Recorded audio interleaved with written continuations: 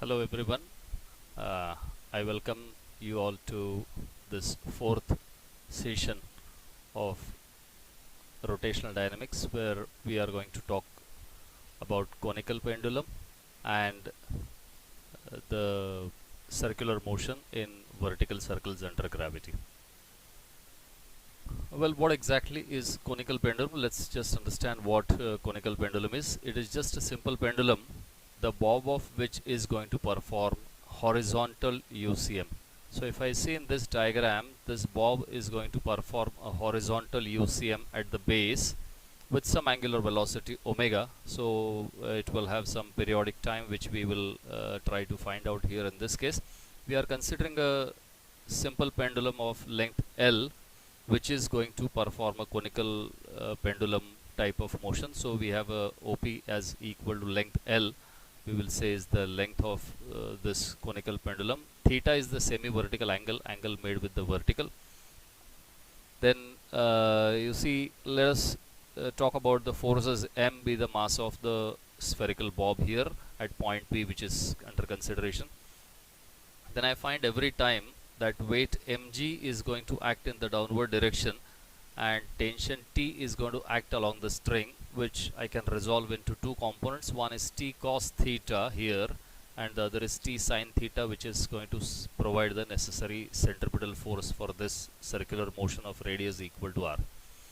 If you have a look at this diagram, I understand that this length L of the conical pendulum can be resolved into two components. One is L cos theta here, which happens to be our h value, and the radius of the base is equal to L sin theta. Now, as we said earlier, this tension T can be resolved into two components. One is T cos theta, which is going to be balanced by your weight mg, and T sin theta provides the necessary centripetal force.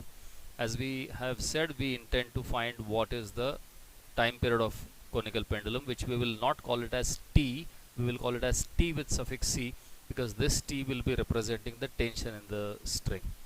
So if I have a look at the equations here, as we said, T cos theta is going to balance weight mg, so mg is equal to T cos theta, that's equation number 2 here, whereas the centripetal force is provided by T sin theta, and therefore we find that mv squared by r is equal to T sin theta is equation number 1.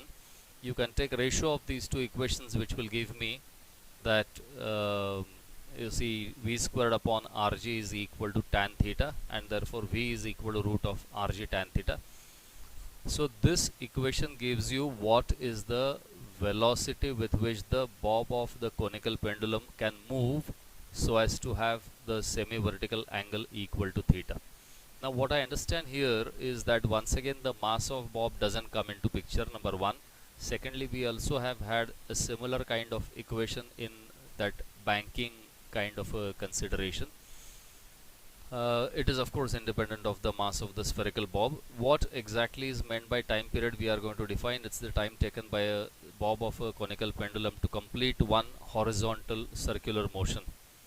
Now in this equation number 3 which we have, v is equal to root of rg tan theta.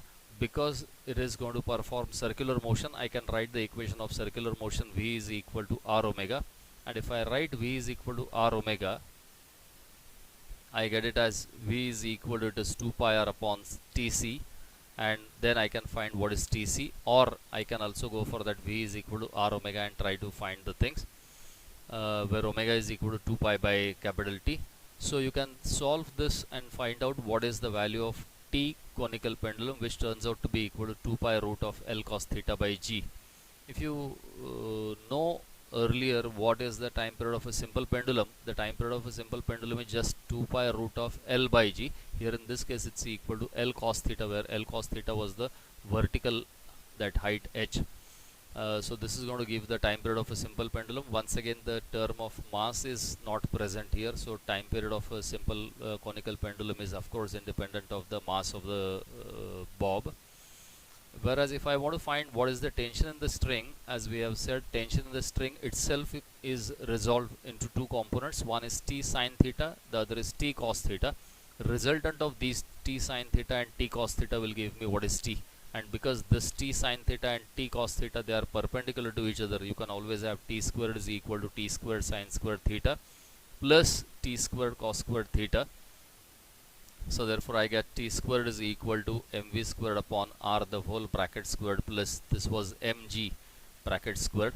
If you try to simplify this, it will give me m squared g squared tan squared theta plus m squared g squared. So mg bracket squared is common, it will give you 1 plus tan squared theta. So t is equal to root of all this thing, and therefore I get t is equal to either mg sec theta, or I can write it as t is equal to mg into root of 1 plus tan squared theta. That way you can write it as, but sec theta of course is equal to L upon H, and therefore you can even get it in terms of L and H, like t is equal to mg L upon H. So that is about the conical pendulum. We have found what is the time period of a conical pendulum, and we got that time period of a conical pendulum is t is equal to, it is 2 pi root of L cos theta upon g, and the total tension in the string is found to be equal to mg sec theta, or it is mg L divided by H. So that's how you can get it. Now we talk actually about the next part, and that is vertical circular motion under gravity. If you consider a particle which is moving in the vertical circle here like this, particle is moving from this point A like this in the vertical circular motion under gravity, the gravity is trying to take it down. It is but obvious that the speed of the particle is going to increase from point A till point B, and as it moves from point B to point A, it is going to decrease. So in this case, I need to then find what is going to be the velocity at different points. As I know, the velocity will be different at different points. Of course, the magnitude is going to be different at different points.